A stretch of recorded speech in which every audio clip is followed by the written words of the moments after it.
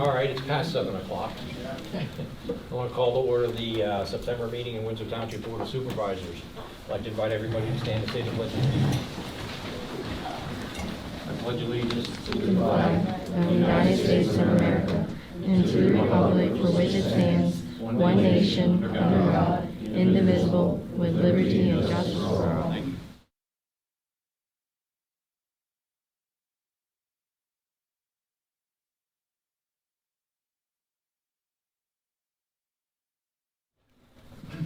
All right, first item on the agenda, would someone make a motion to approve the minutes of the August 9th meeting of the board? I'll make that motion. Do I have a second? I'll second. All in favor say aye. Aye. Ayes have it. All right, we're going to go into public comment. I botched his last name up before, and I'll botch it up again. Michael Helena. Helena. Thank you. Sorry about that. Happens every day. Oh, reasons and expectations regarding a solar product. Well, really, these decisions are, what are going to help us. We're trying to fight this project, and some of the topics that, yes, we've talked about it before, but one of the topics that I wanted to speak on was stormwater management for this. The potential panels we feel are not pervious. Water will run off them. So we need a appropriate stormwater management program. So we feel a study is absolutely positively needed prior to starting something such as this. We're calling it stormwater plans needed. Should gutters and downspouts be on every one of these panels? We feel yes, just because of what's going to be the effect when you get heavy rains that ruin the soils, create downspouts, and what if we get tons of water like we've had here recently? That's going to create a mess in this particular area. So we feel the retention potential ponds, or retention or detention ponds, there's a difference between the two. Retention ponds are water that's going to stay. Detention ponds are where the water evaporates into the ground, and you have pest control type issues, something that needs to be considered if water is going to be standing in there for a while. Mosquitoes could be a big problem. Resident drinking wells could be contaminated from stormwater runoff. Already happening in Lyons Solar Farm near Weaver's Hardware. The stormwater runoff, erosion, sedimentation, damage to the wetlands and riparian areas, which is basically the transition zones between where the water is going to go into, where it starts and when it goes into the wetlands. The Lyons Township meeting, they had about 10 inches of rain in an area, and they have a mess that they had. The work crews worked the next day. That created a lot of problems for the area. Their retention ponds are not working. They had flooded roads. There was a damaged water well as well. We really don't need and don't want this stress in our area, both as a board and the people who live here. They destroyed the Resource Conservation Services grass waterway over there. A drainage farmer does not plant crops in this area and does not disturb this area, allowed to drain it properly. If you were to go onto Google Maps in the street at the intersection of with Baldy Road and Fleetwood Lines Road, so that's exactly where the location of those panels are. You can listen to the Richmond Township, to the Lyons Solar Richmond program. If you go to there, there's two key links in there that will really, you'll be able to hear the problems that the supervisors are facing from this construction. And it's daily, and they're basically regretting this. You'll hear the frustrations. I bet they wish they had not done this program. Can I ask you a question quick? Is that on YouTube or is that on their website? That should be on the Lyons. It's on YouTube. Yeah. It's on YouTube? Yeah, just search Lyons Richmond World. Township July Supervisor Meeting and August Supervisor Meeting. Okay. Thank you. Yeah, the July 10th and August 14th, two meetings on there. In summary, if the proposed 440-acre solar energy generation facility in Windsor Township is approved, will be a headache for our residents, supervisors, and township engineer throughout the construction process.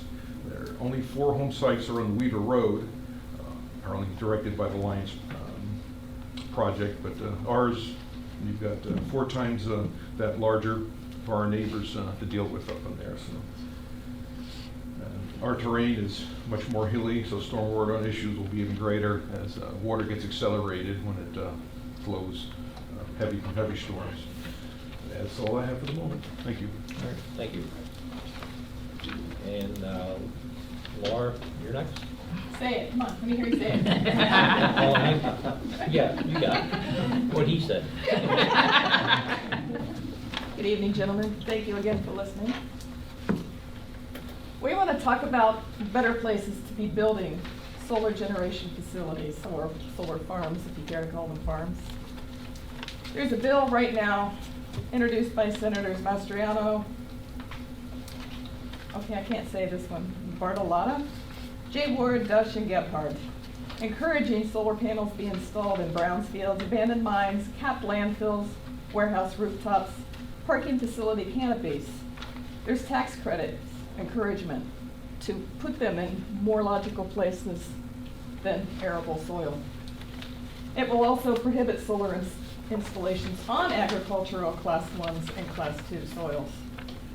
The Pennsylvania Department of Agriculture says do not build solar on Class 1 through 4 soils, and you do not want to build on steep slopes. This proposed project will be built on good farmland, soils Class 2 and 3, which are good soils. There are steep slopes involved with this project, which increases the risk of erosion, sedimentation, and damage to neighboring properties. The soil will be damaged. I'm not sure how they could ever reclaim it back. But they take the topsoil, you know, the one over in Topton, the topsoil all got sold. Everything's down to subsoil over there, and it's so ugly. Once it's removed, all you can do is compact and compact and compact from all the heavy equipment coming in. So it's going to make it impossible. Okay, maybe not impossible. It's going to make it extremely difficult to revert it back to farmland once this project lease is over. Neighboring New Jersey, they're putting solar panels on new warehouse roofs. Princeton University and Rutgers University both have solar panels over some of their parking lots. It's a really logical place for solar panels. Hawk Mountain is against large-scale solar generation facilities near Migration Corridor. They are only okay with solar farms less than 30 to 40 acres. This came from a Hawk Mountain letter from March of this year. These farms, they really have a lot of snow geese during the migration pattern. No, we're not the heaviest part of the migration route, but there are so many snow geese. And I know because I track them. I follow them around with my camera. I like the snow geese. It's sort of a personal thing to me.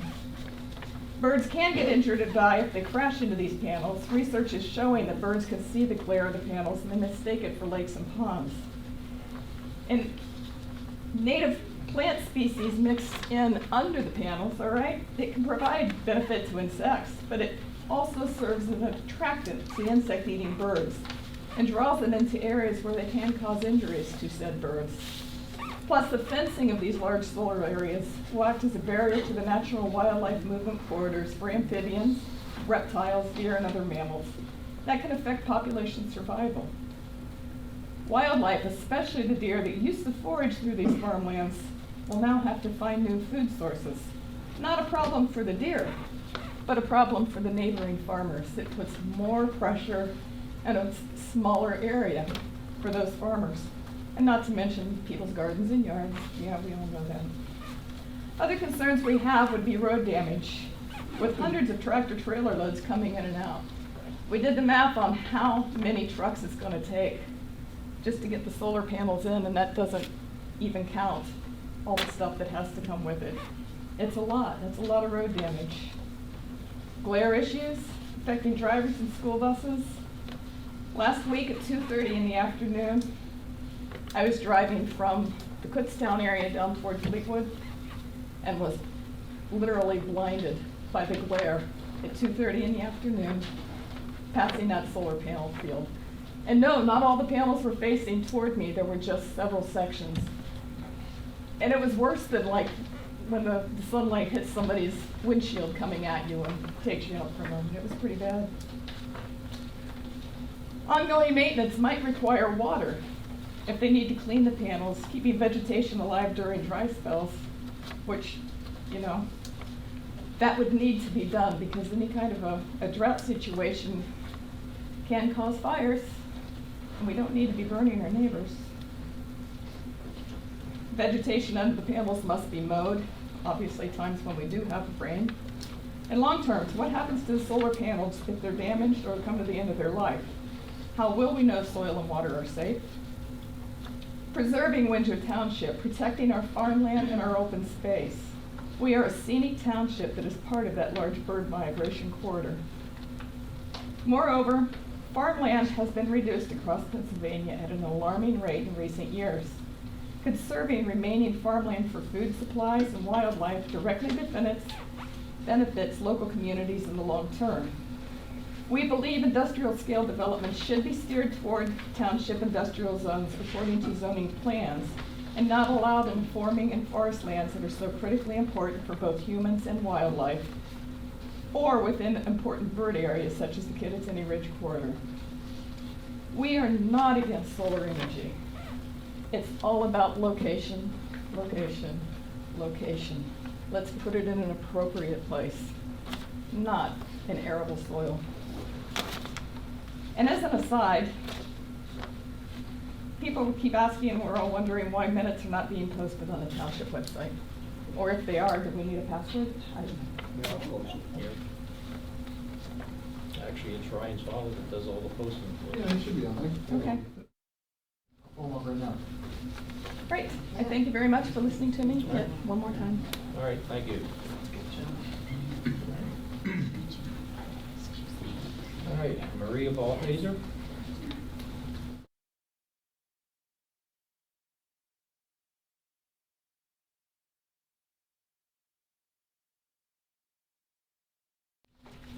Okay, as I live on Blau Road, directly across from the Frederick property, I am mostly concerned with fires.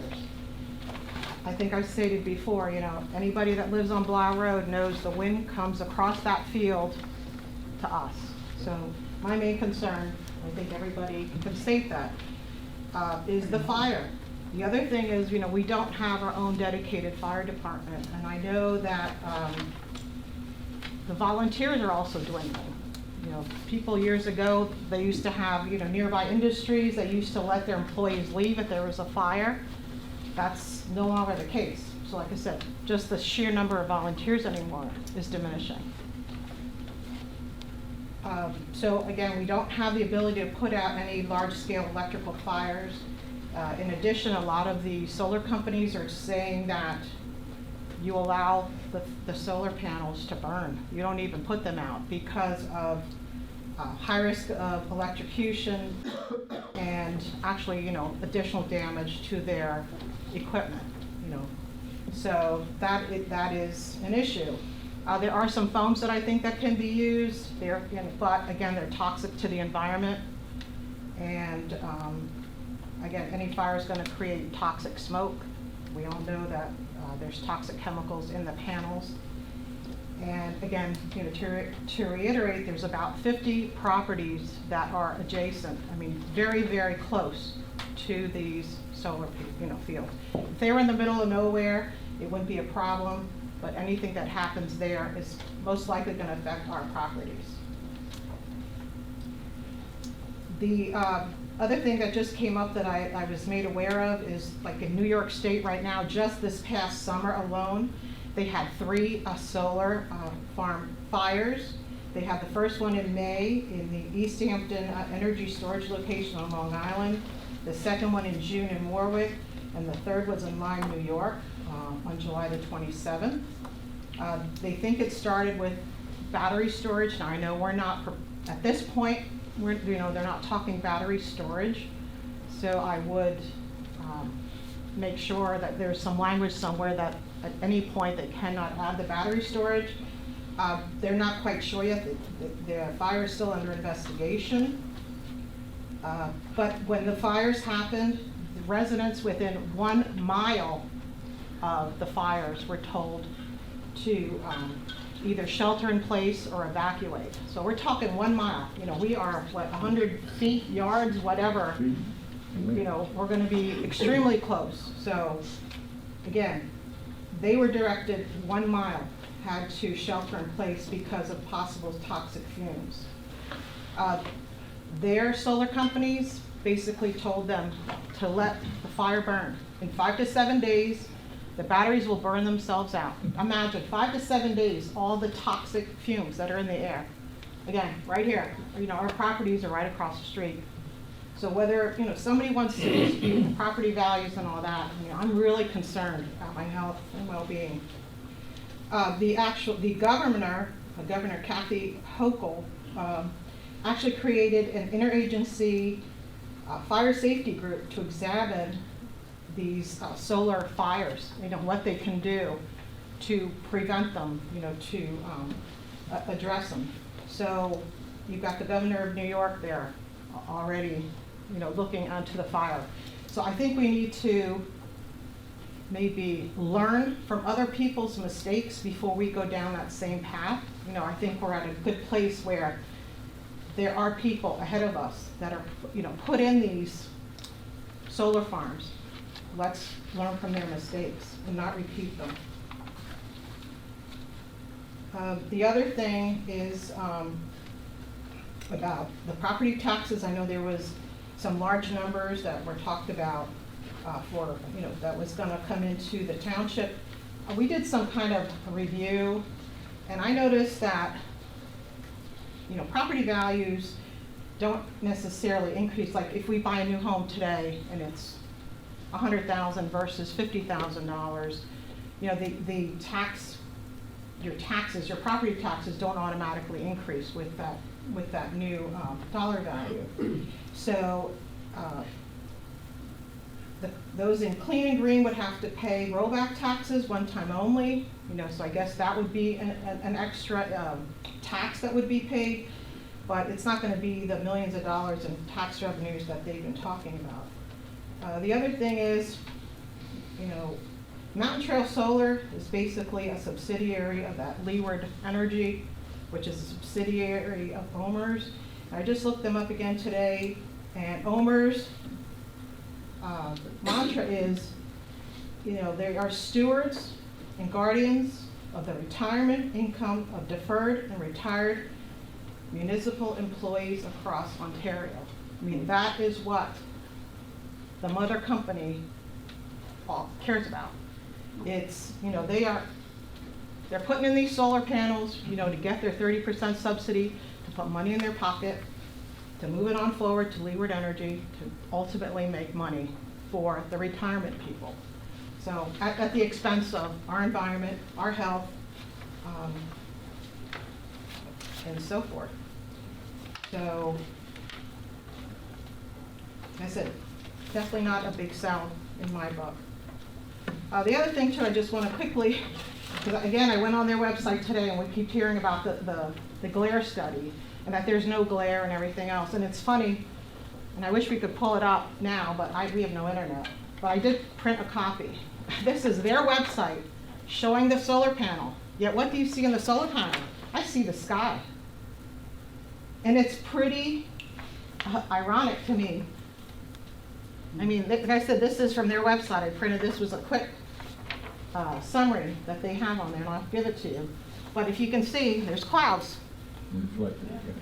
So how they can say, you know, glare is not an issue when their own website is showing, you know, the glare. So, and you guys can have this. This is off their website.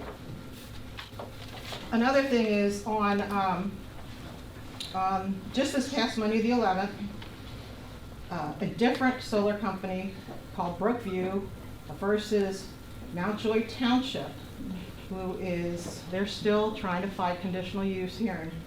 They had, I don't know this for a fact, but it was quoted in the hearings that this was their 21st hearing in 2 years, still fighting conditional use. And the solar company, like I said, Brookview, was there to overturn the Judge Judge George's, he was Adam County's common pleas court. They had a hearing there, and they denied the conditional use at that time based on an inadequate glare study, inadequate stormwater mitigation, and lot coverage. So those were the three things. And now in this court, so that was common pleas, this Judge George denied the conditional use based on those three things. They now went to Commonwealth Court, and obviously they did not give a decision yet at this point. They're looking at it. But one of the things that one of the three judges made the comment to state was that the purpose of the hearing, the Commonwealth hearing, was to correct any mistakes and omissions that were made along the way by the township. And they were having a discussion that, oh, they should have been told certain things ahead of time. And, that they didn't think it was part of conditional use, like, things that were going to be addressed at a later part. And the judge basically said, whatever was told to you in the past, misunderstandings or whatever, the hearings at this point are to correct mistakes that were made. And the other thing she said was that they needed to now submit a new application addressing those three issues that they had not provided adequately in their conditional use application. And then this was interesting too, that their attorney wanted them to remand the case back because they said that the township had already changed their solar ordinance, and if they put in a new application, they would no longer be able to put a solar farm there. So again, I urge our township to add some of these issues that we've all brought up over the last several months into an ordinance, so that for the future, we have a better, just a beefier ordinance, solar ordinance. That's all I have. All right, thank you. Yeah. All right. Next up is Robin and Jerry Davis.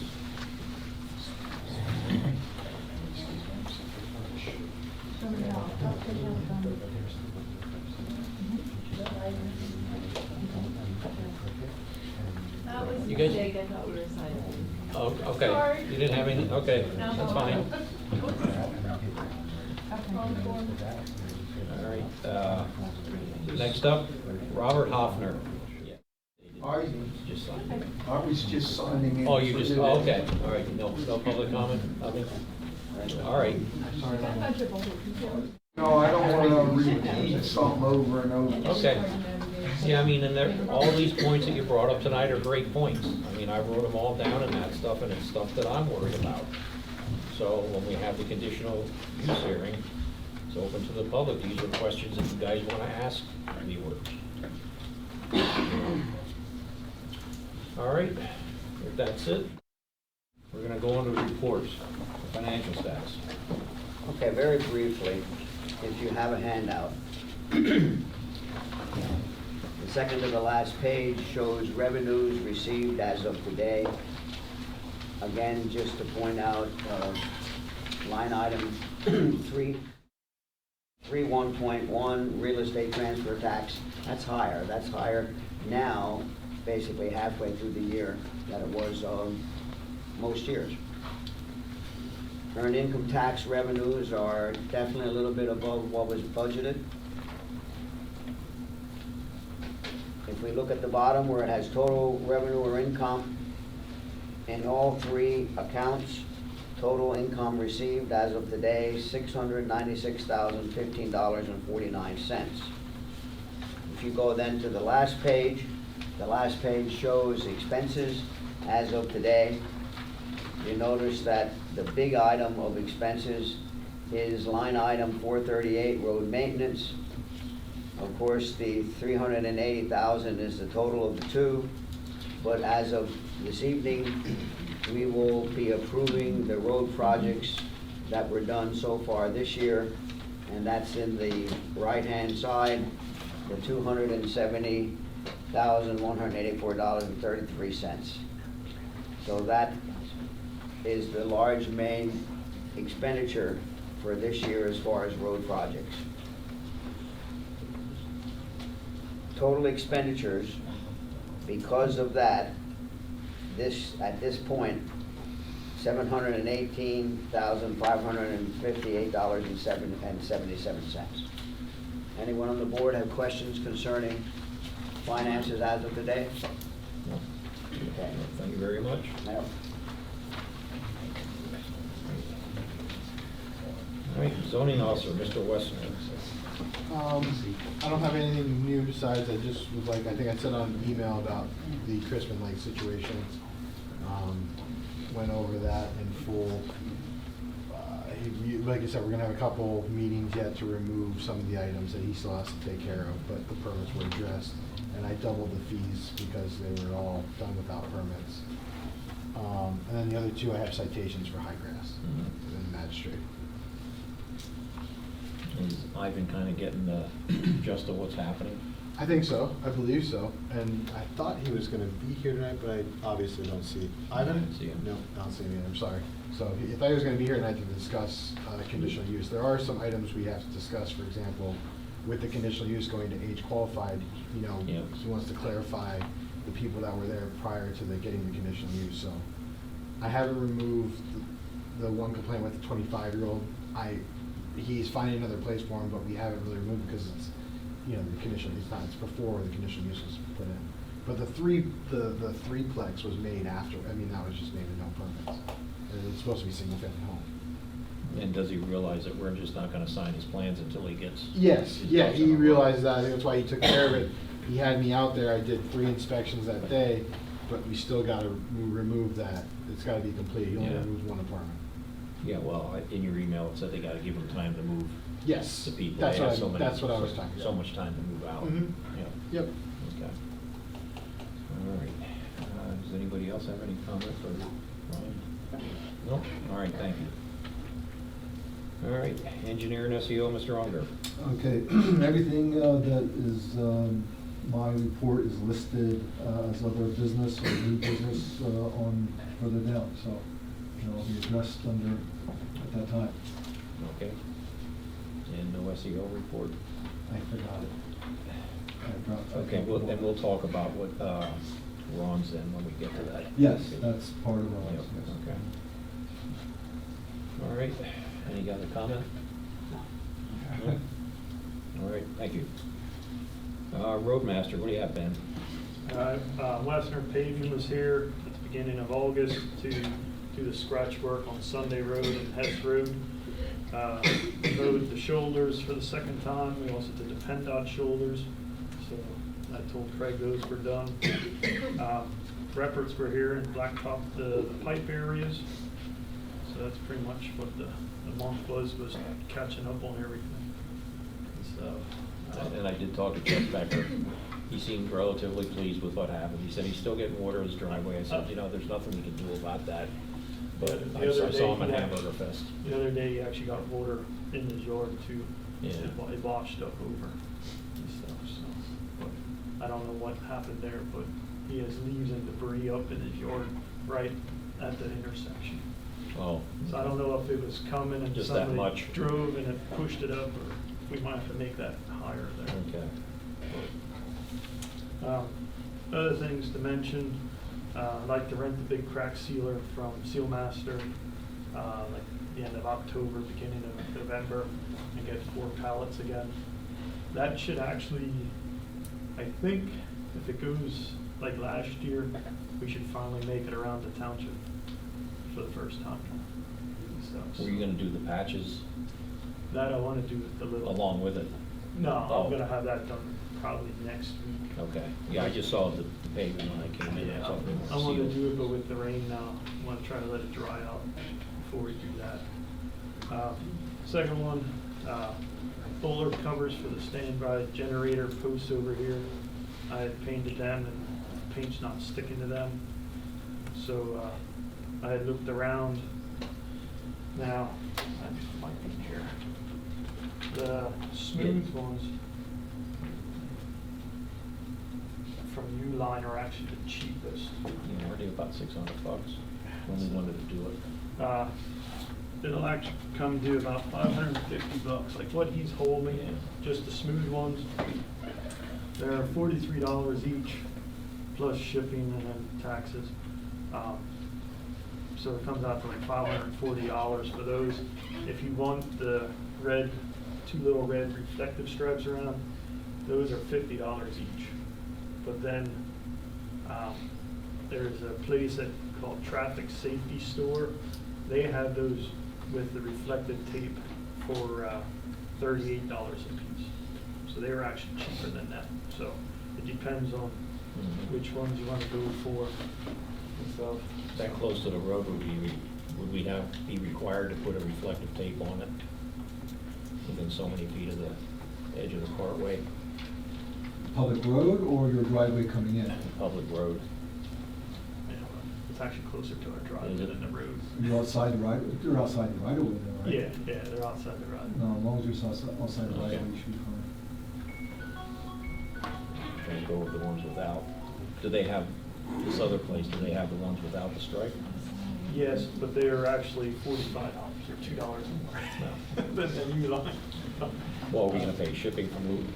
We gotta pay for both of them. Oh, okay. Because sometimes we get free shipping from Uline, but as of now, with the shipping and stuff. All right, well, you decide what you want, where you want to get them. If I would know they have them out here in Allentown, I'd probably go pick them up. Yeah. Avoid the shipping, but 'cause right now the shipping's like $78 for shipping, so. Because I put in our address for shipping, so. But that was just quick, I didn't actually log into our account, so maybe once I do our account, sometimes they give us a free shipping. Another thing was, over here on Balday's, a road near Seidel, that gutter keeps washing deeper and deeper.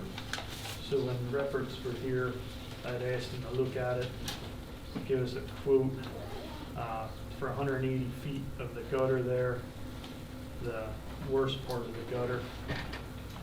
He has down for $2,000 to come and blacktop it. So, Is that out where we were having that issue with the driveway? no, this is coming down from Tommy Bakel's house down to Seidel. Okay. So it's about right now it's anywhere from 2 to 2.5 feet deep at spots. Because we had put stuff in there years and years ago, and it's been washing away. And then I had to put some R4s and millings in earlier, and then with that big rain we had, everything just got washed down through again. So every time we put something there, it goes down, winds up probably down at Kingsgate, probably underneath the bridge. So. Well, if we put something like blacktop in there, at the end of the blacktop, is it gonna start, if the water's moving that fast, is it gonna just keep washing? Well, this will get it back off the road, because right now it's actually undermining the road some, and as it goes down, it actually cuts back. But right now, because of the embankment, it's actually washing part of the road away. It actually has 2 to 3 inches at spots over the road, actually, the lane's actually washed away already and stuff, so I figured we'd reinforce it with the blacktop until because we started down to where it bends back and came up, and we just came up with 180 feet, because then from up there, it's not washing, it's just down that, because the steepness of it and the narrowness, it just funnels it and speeds it up, so. Any comment? I think we have to do it, it's pretty nasty. You think that can be a normal expenditure, you just do it.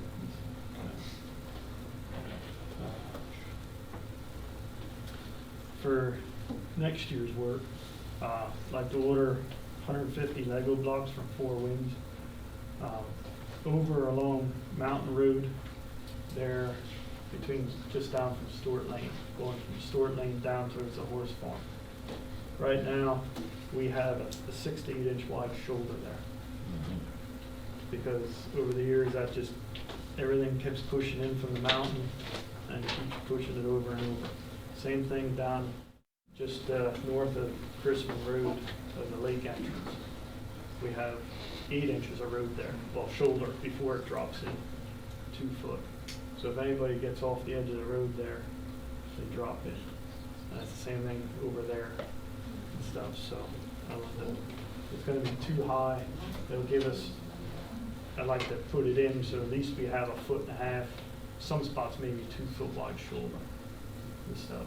Kick the water back over to where it's supposed to be. Would it be cheaper to put guardrail in? Well, what's gonna hold the bank? Where are you gonna use the guardrail to hold the bank?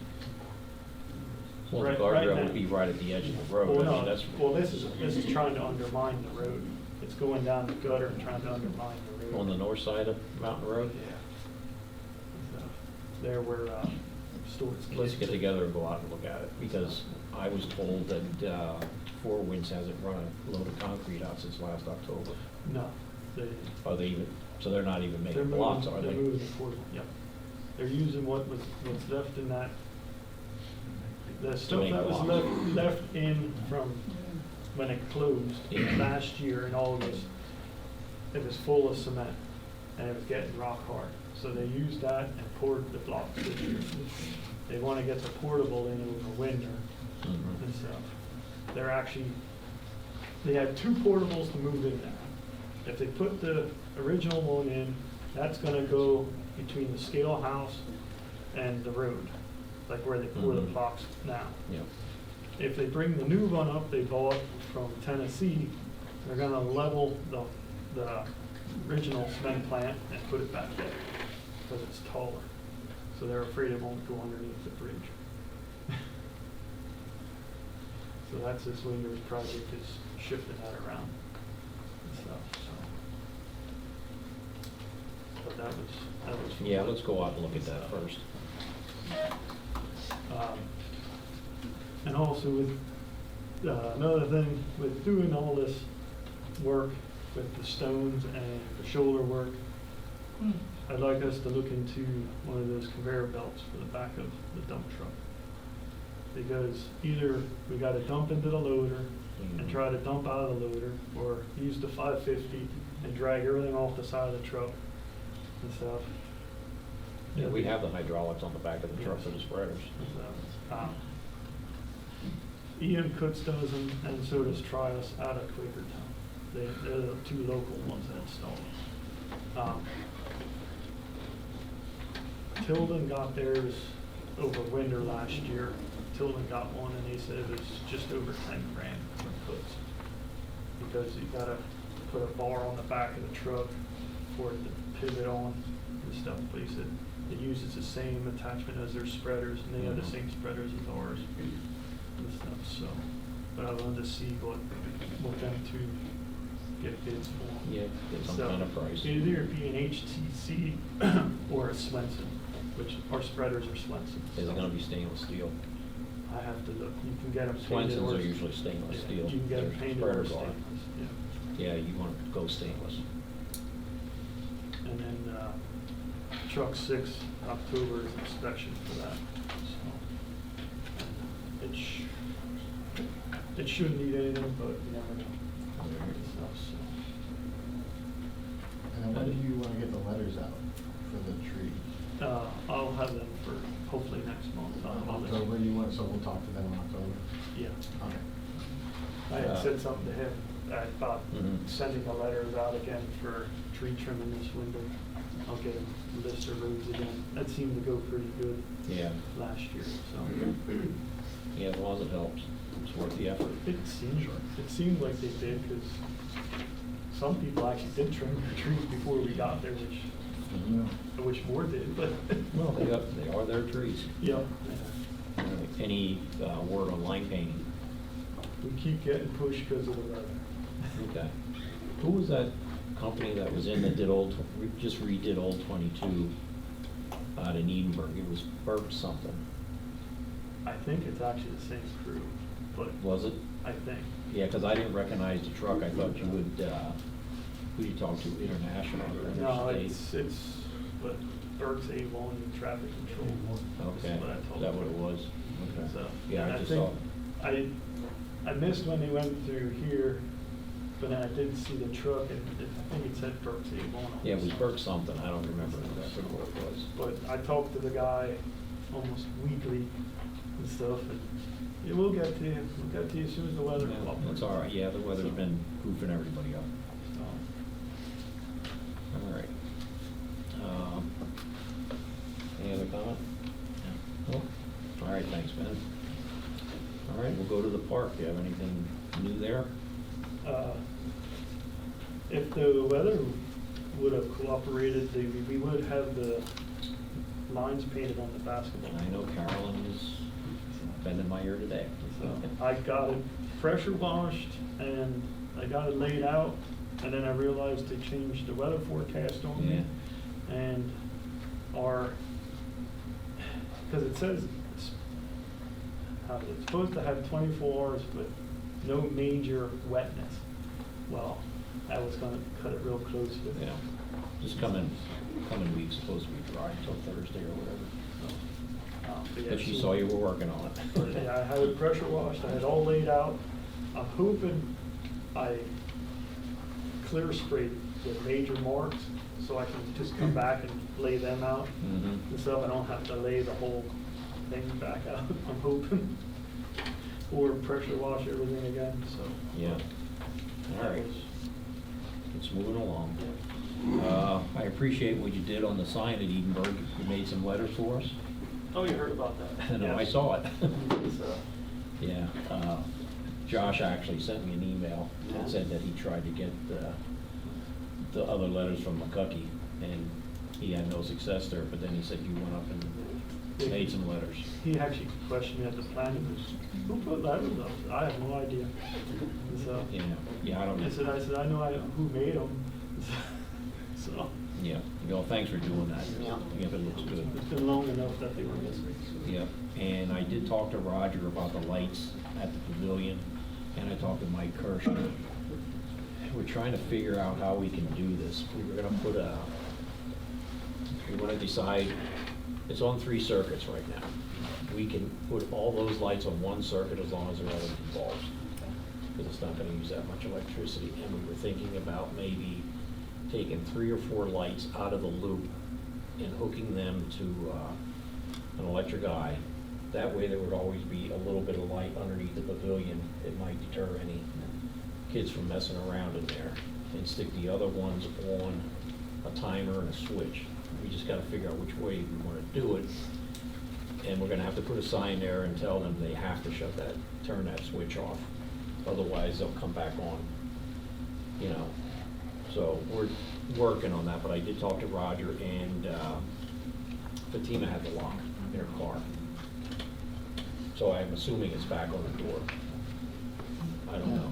The only thing, usually when I shouldn't say usually, most times when those lights are on, they also have the bathroom lights on. I forgot to Well, tell we them could, like that. we could probably put those on the same timer, that they won't come on between 9 at night and 9 in the morning. But that's the thing, that switch is gonna have to get shut off, or otherwise it's gonna come back on at 9. That's what we're trying to figure out, Yeah, that's- how we wanna do it. That's what he had said, he had to figure out how to keep it off at night then. Yeah. All right, yeah, we're working on it, but I did talk to Roger. So we got those 2 things straightened out. Most of the rentals are done now. Roger said. Oh, they are? Yeah. I don't know if he has any more. He told me he doesn't have any more Okay. checks for the township. Yeah, okay. And when you pull that meter out, I need to know the distance between the ends of the flanges, because I think it's 13 inches. Because what we're gonna do, we're not gonna put that meter back in. I talked to Tony Rupert at the office, and we're just gonna take a 1-inch meter. I'll have to get flanges for it. And then I'll put a clock or a touchpad on the outside. That way we don't have to run and get the meter reading all the time. The meter reader can get it. So that'll eliminate that. So whenever you take it out, I just need that, the length of the meter. I think it's 13 inches, I'm not sure, but we have a lot of flexibility with that pipe there. That one pipe, that loop pipe, you can move pretty far. Okay. Yeah, whenever you get around to it, that's no big deal. And I told her I'd go out and put the touchpad in. Any other comment? No. No? All right, thank you, Ben. All right, solicitor, Mr. Farbiarz. Everything I have is under old business or new business. Okay, I did have something, a question for you. Whatever came of that municipal authority letter of credit with this bank? You were gonna call the solicitor for the municipal authority. This bank wanted to get rid of that line of credit for Greth, but is that in Greth's name still, or was that transferred? I did reach out to the municipal authority, but I haven't heard back from them, so I don't know the answer to your question, but I can find out. Yeah, find out where we stand on that, because I don't know if you were aware of it, and I don't know if they got paid for all their EDUs and that stuff up there. Maybe that's what that line of credit was all about, and I don't want them to just get rid of it and then come to our line of credit or letter of credit and try and get that money out of that. No, I don't think that can happen. I think they're separate. Yeah, it was two different. Yeah. But if they get rid of the one and they were never paid, if the authority was never paid for their stuff, I mean. Was usually the EDU charge is not part of the line, but usually the EDU charge is paid up front as part of permits. Okay. That's normal. That the letter of credit would be for construction, installation and construction improvements. All right. But. And all that was put in anyway, other than Yep. the hookups for the new Right. units. Right. And all those are now put in. Yeah, they have all their water meters now. Yeah, they just came the other week and got the last 4. All right. And another thing, Russell, we had talked last month about, when we did the letter, or the intergovernmental agreement for the Hamburg Police to patrol out at the reservoir. Was that, was it worded that they were allowed to, I mean, this is something you're gonna have to check. Was it worded that they were allowed to only patrol at the reservoir, or was it worded that they could patrol watershed property? Bless you. Bless you. Okay. Because here's a map, I don't know if you want to pass that over. I have a drawing there. Upland Court is on there. And if it was watershed property, if we had it, if that's how we had it worded, they already have the authority to patrol up at well 5. But if it was, if we worded it that it was just the reservoir property, then they would need a change if they would want, if the Hamburg Police would want to patrol up there at well 5.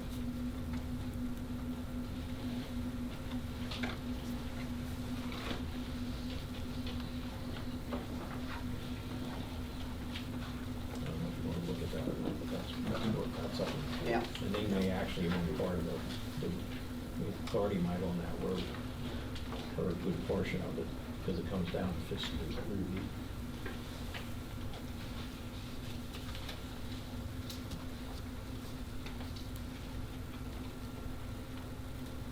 Okay. We'll look into that. All right, thank you. Any other comment? No? No? No, sure. Dennis here. All right, then we're gonna move on to old business. The Mountain Trail Solar Conditional Use Hearing. Okay. I've been going back and forth between the attorney that represents the applicant, the attorney that represents the citizens group, trying to come up with dates that are gonna work for everyone.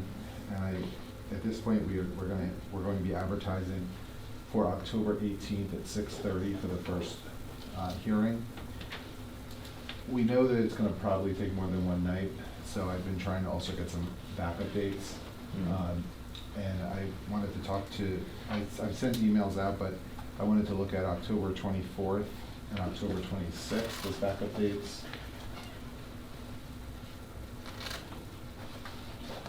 All right, any comment on that? And Dennis, I'm avoiding Mondays because I think you have something on Mondays. Monday nights. And it would be at the middle school, correct? It would be at the middle school. That was the 24th and the 26th as the backup. Yes.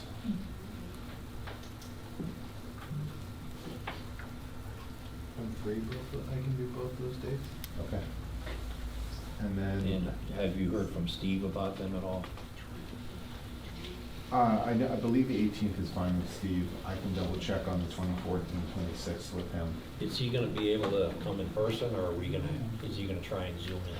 I think he'll probably come in person. if he's gonna- He said he'll be in Oh, he did? person. Okay. Yeah. All right, yeah, because we don't have any way to Zoom him in at this point at the school. I think in our reservation, we're asking for the ability to have that ability if we need to, but I'd rather not rely on it if we don't have to. Yeah, As we can see, sometimes it doesn't work. all right. We do have a few of us that are, it's gonna be difficult for the 18th, so if those alternative dates may be a better option, we would, five or six We have people that are to out of town. coordinate this with the applicant and the board and the professionals here and that stuff. I mean, if you can make it, you can make it. If you can't make it, you can't make it. I mean, everybody's given up their time to do this, so we want to get this, we want to get this going. I received an email today, a correspondence between you and our attorney. Yes. And there was dates mentioned in there from November 1st and November 9th. And that's what you had said to him. I'm curious to where this date came from. Well, originally, we wanted, so November 1st, he was not your attorney was not available. So that's why I didn't mention that date this evening. And I believe November 9th, Dennis is not available. So the only other date that we could potentially use in November if we need it, I think would be November 7th. It's election day. I know it's election day, but Yeah, but since we're not here, well, that's true too. I mean, uh, hopefully we can get in on the 18th and go from yeah, there. but I will, I had already cleared with him October dates, and he seemed to be pretty open in October. I will be checking, I've been checking every date with him, because I want to make, I'm giving him the same courtesy that the applicant is getting in terms of making sure that the dates work for him. So there's no firm dates at this point? October 18th. That is firm. That is firm. So the 4th and the 5th was not an option. No, it's not it's not an option. Question. We were at a couple of hearings out of Maxatone. Are you gonna have a time limit when they stop out there, they go from 6 to 9? When 9 comes, that's it for the meeting? Or how are you doing that? So we're starting at 6:30 as opposed to 7 to try to get a little bit more time in. My objective is to conclude somewhere between 9:30 and 10 o'clock in that vicinity, because I think that that's probably enough for one evening. It's more than enough for one meeting. But I recognize, I see you, Braylon. I recognize that there's a lot that has to be done, and it has to be done in the correct way. So that's why I know we're gonna need multiple nights. Right. I'm going into this with the expectation this is not gonna be a one-night sort of thing. Yeah, it depends too how many engineers they're gonna present, if they just present one, but I'm sure they're gonna have about 4 or 5. I think they're gonna have multiple engineers. And that's gonna take probably 4 or 5 meetings.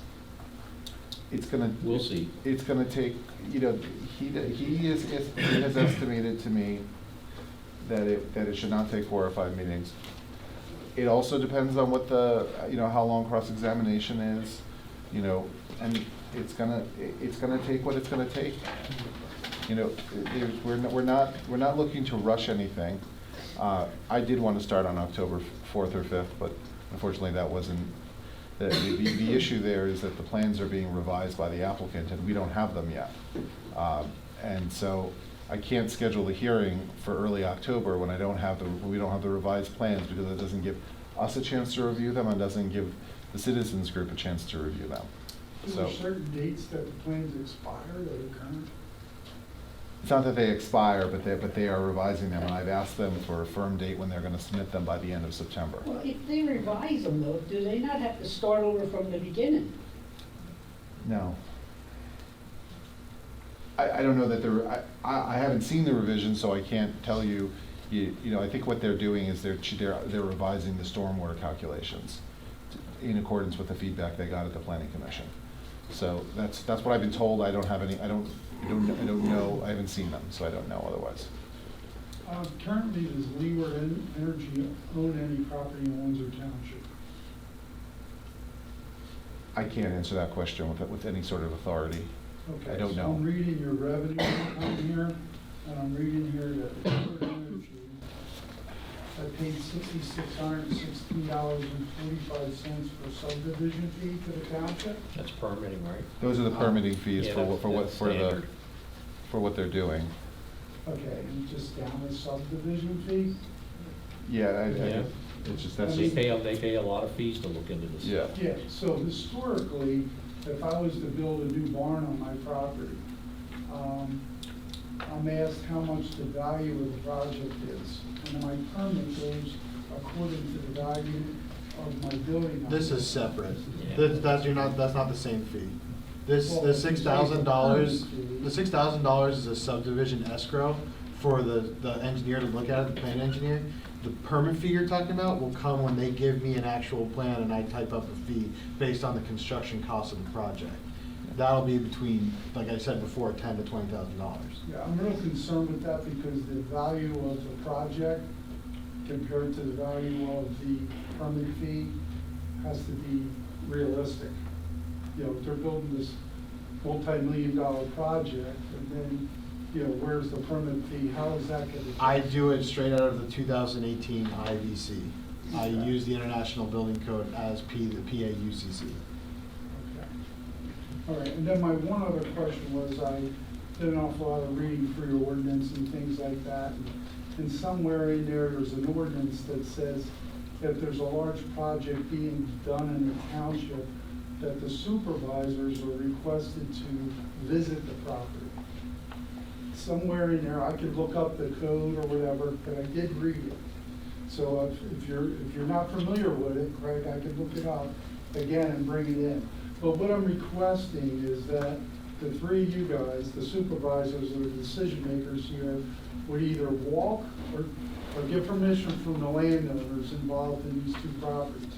And I'm asking you to either walk that property or ride that property before you make any decisions on what's going to be done with it. I'm requesting that you take yourself out there physically and go around them two properties and see what's going to happen here. So you got a good visual of the property before any decisions are made. And there is a provision in an ordinance, I just don't know the number offhand, that I did read that said that's a thing. So if you could check that out, if not, I'll leave you back to the number. Is that it? Because we're turning into public comment again. Yeah. Well, So- I'm just telling you. Well, I wish you would have signed in for public comment. Well, I wish I would have read the $6,600 about Leeward Energy first. All right, we're moving on. I have one quick question, just when can we register for the 18th to speak? You don't need to register. We do not, just on the site, like a sign-in. Yeah, you just show up.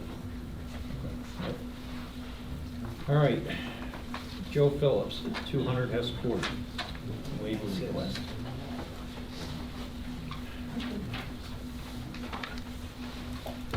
Good evening. My name is Jeremy Hogan from the Crossroads Group, with the civil engineer and land surveyor representing Mr. Phillips.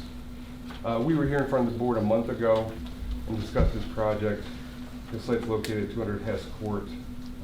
His proposal is to build just under a 16,000 square foot agricultural building to house cattle. After discussion with the board, we then talked to township staff and actually got on the planning commission and discussed this project with the planning commission the following week. So what we are here for, and we discussed with the planning commission, is asking a waiver of the land development process with the conditions that Mr. Phillips will adhere to the stormwater requirements of the township. A couple pointed questions that we had at the board last night, I just want to answer.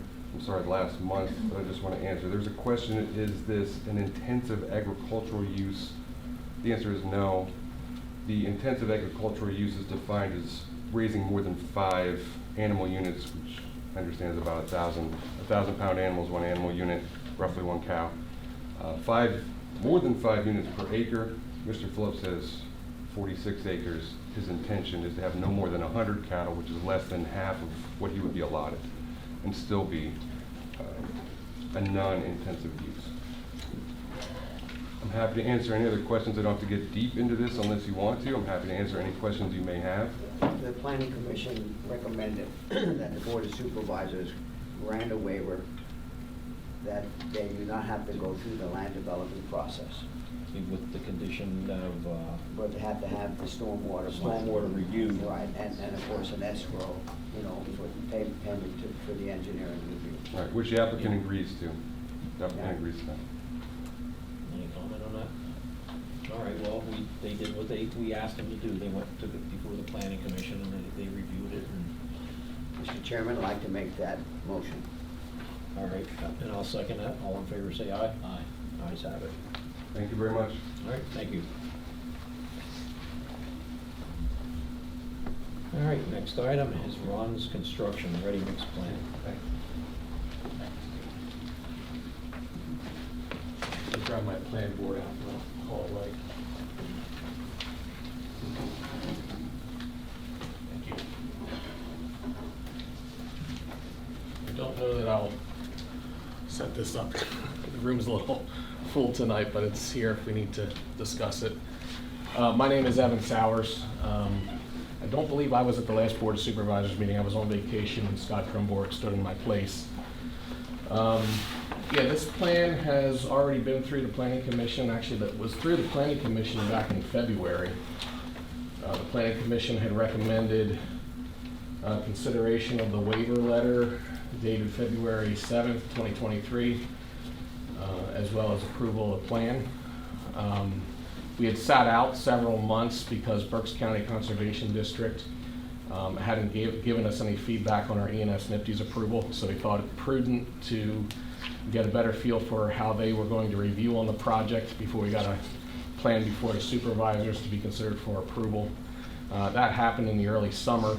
We were here in July with that comment letter. There were no substantial comments that will alter the plan through their review.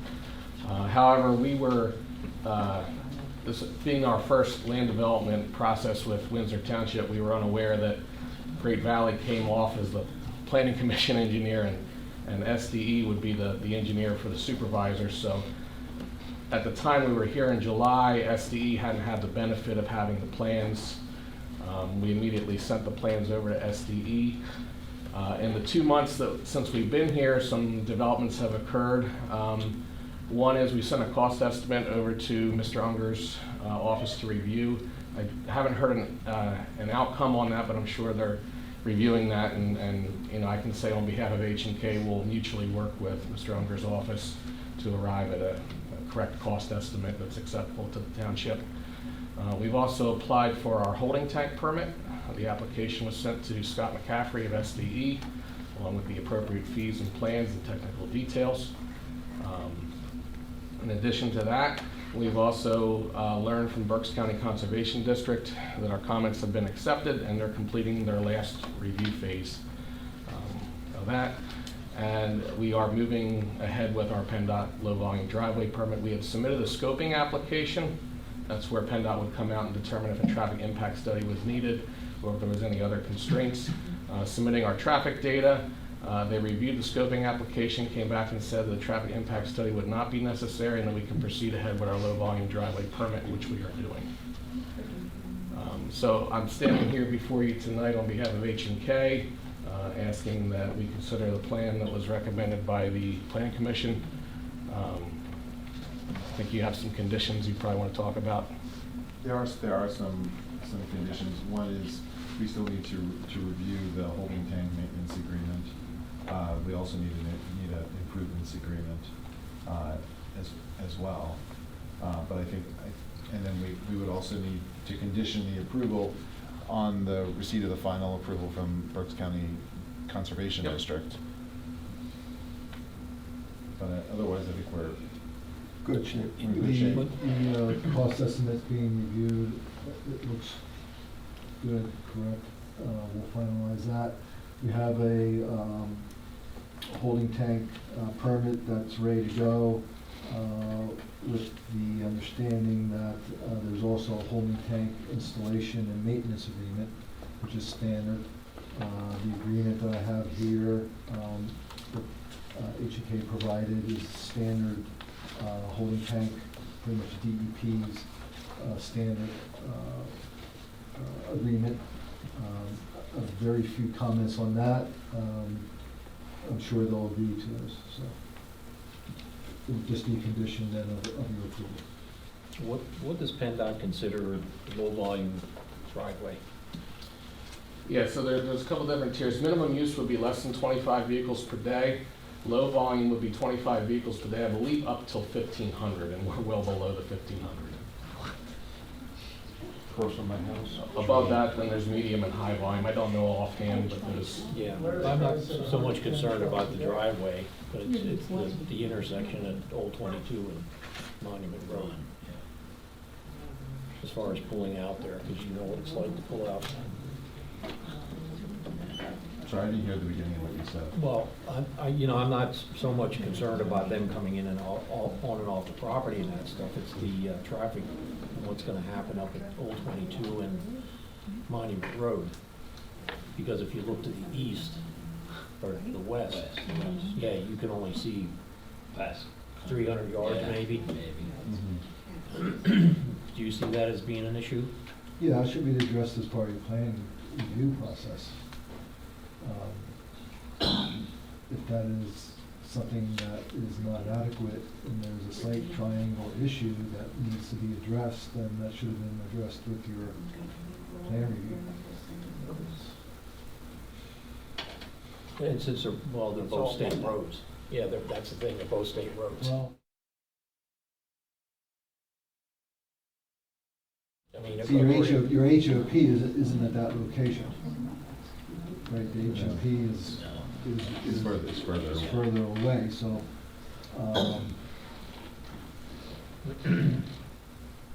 I would suggest that the correspondence be directed to PennDOT then, and ask that that be reviewed and addressed, since, trucks pulling out there take longer time to make that Get into movement. traffic. Is there, should there, is there something that should be required to be done there? Is that something that Russell should handle? Either I can do that or Steve Hoffman, what should come from. That should be done. Yeah, I think it should absolutely be done. Because you're talking not just dump trucks, you're talking tractor trailers for cement. I think it would be better received from your engineer who can comment on the technical Normally aspect. we would. Yeah. So all I'd ask is I just be copied on the correspondence, but I think that Mr. Unger would be the right person to do that. I can do that. Okay. Well then, do we need a motion to give them conditional approval? Can I ask a quick question?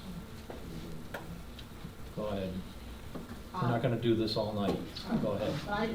We pay our Just again, taxes. since we're on Blah Road and we're gonna have all these trucks, are these trucks gonna be coming on Blah Road, or are they gonna be just heading into Hamburg and on the other way? Can't do we imagine. need signs on our streets to say no trucks? It's wherever they're gonna make a delivery.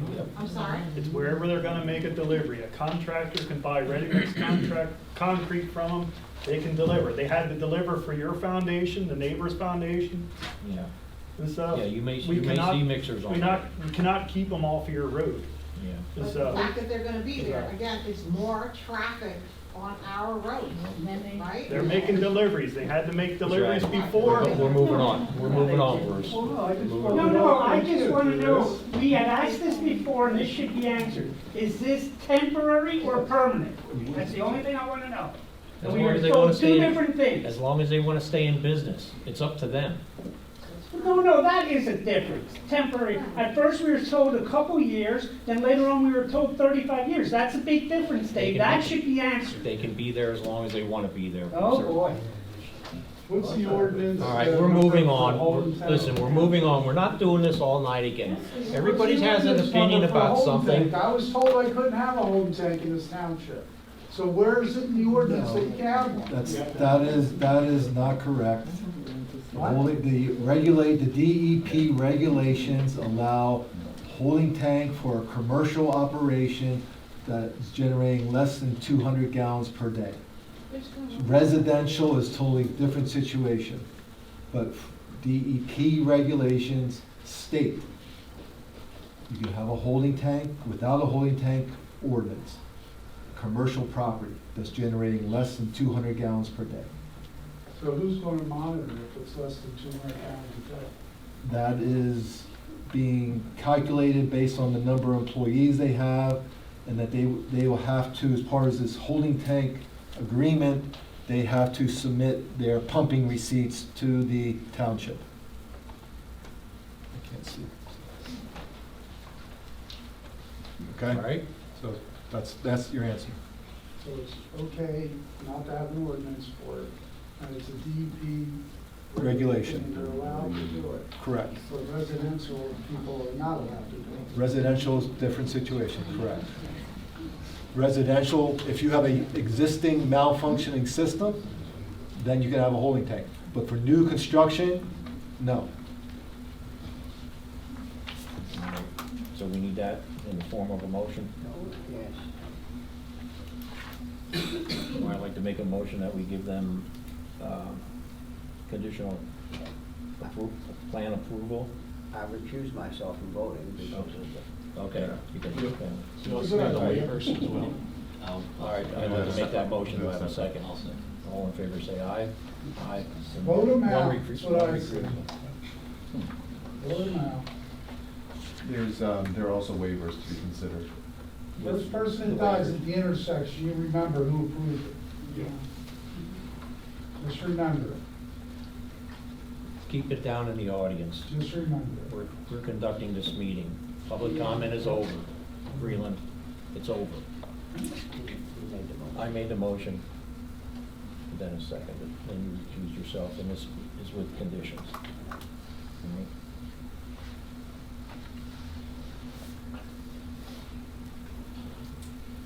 All right, is that it?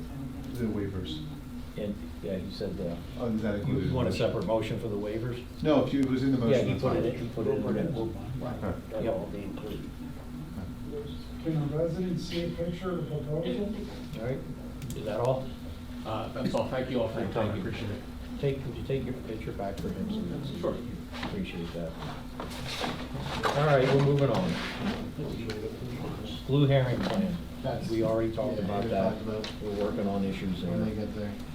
All right, what's this billing ordinance? That would be the one that Russell's working on for the that was talked about at last meeting, and he's working at it. Yeah, we're still Okay. working on that. All right. Port Clinton Avenue agreements. What's happening there? Did the traffic study get done? We are working on it. We are working on two things that we need to finish that. One is the core samples, and the other is truck count. So we're trying to figure out how to get a truck count. Just so you know that there's what they call warrants, and if you meet the warrant for the traffic study, and one of the warrants is there pedestrians. Is there insignificant right-of-way or insignificant sight distance? Is the road cross-section insufficient? If there are greater than 5 trucks or less than 5 trucks. So the more boxes that we can check off for the traffic study to meet the warrants for it, the better and stronger our study is and you conditions for granting the weight restriction. So Did GIS do any of that stuff as far as truck counting? That wasn't involved in? No, they just came and looked at it and decided what needed to be done.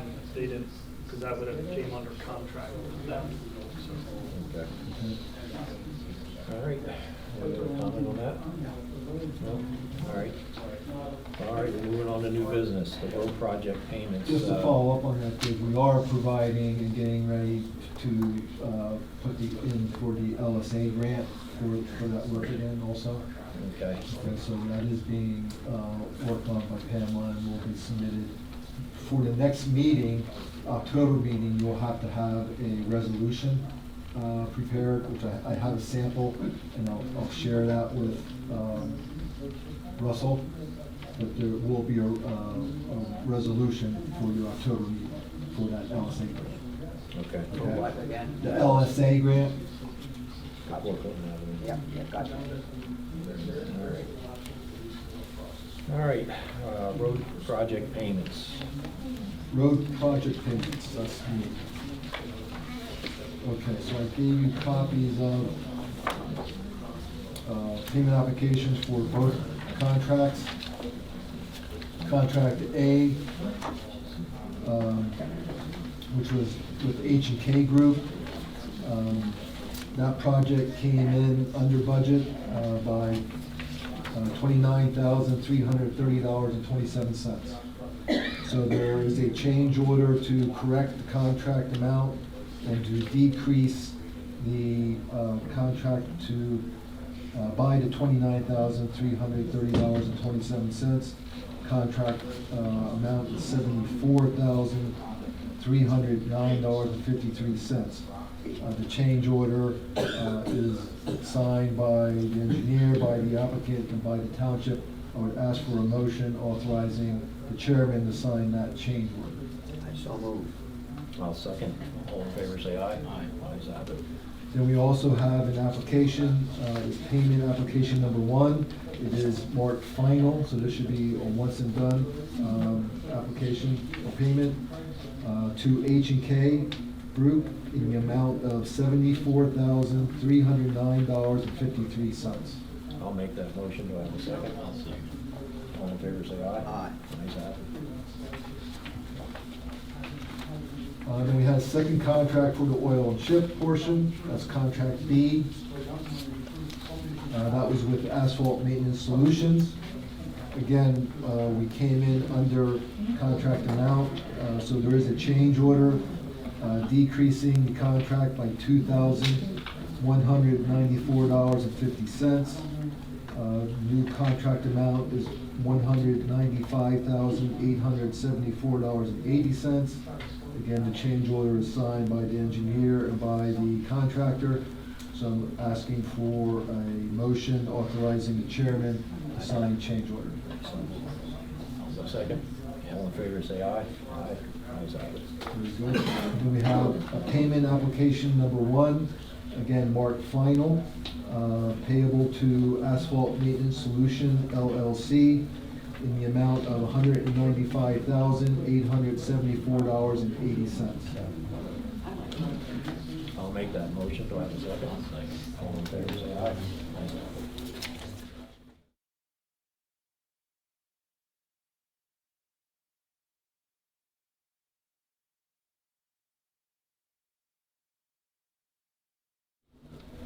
Next item is the Hamburg Commerce Park letter of credit reduction. That work has been done and it's been completed. It's been inspected. So they're asking for their reduction in their letter of credit. We're holding the 15% maintenance for an 18-month period. The end date would be May 9th, 2024. So for tonight, reduction in the letter of credit,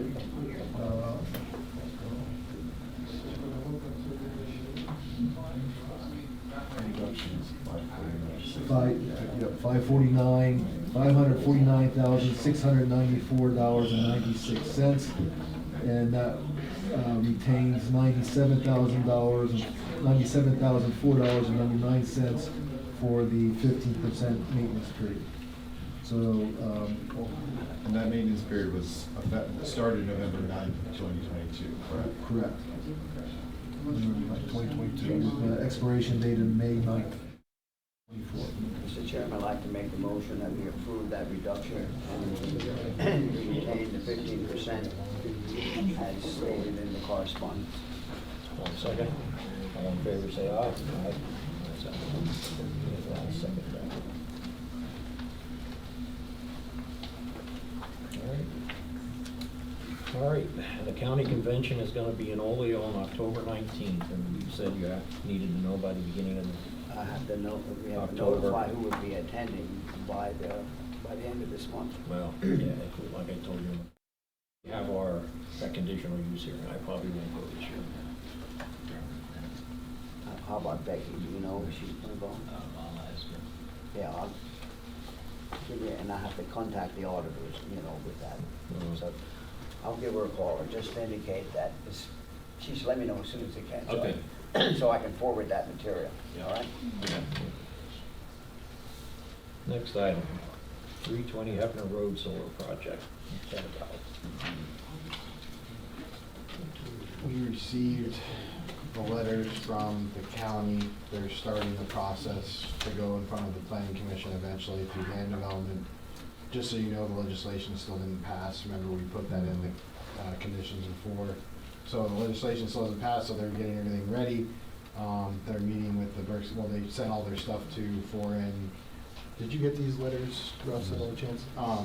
Could you please speak up? We can't hear you back there. I'm sorry.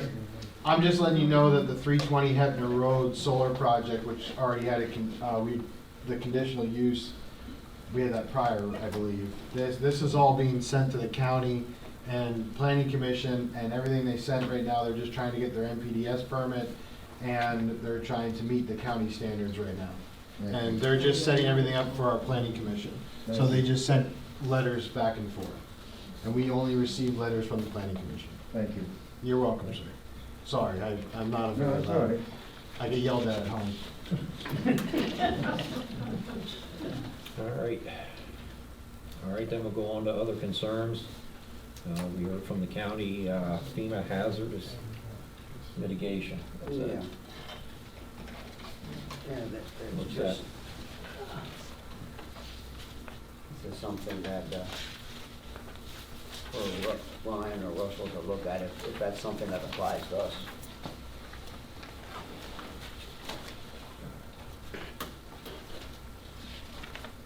Oh, okay.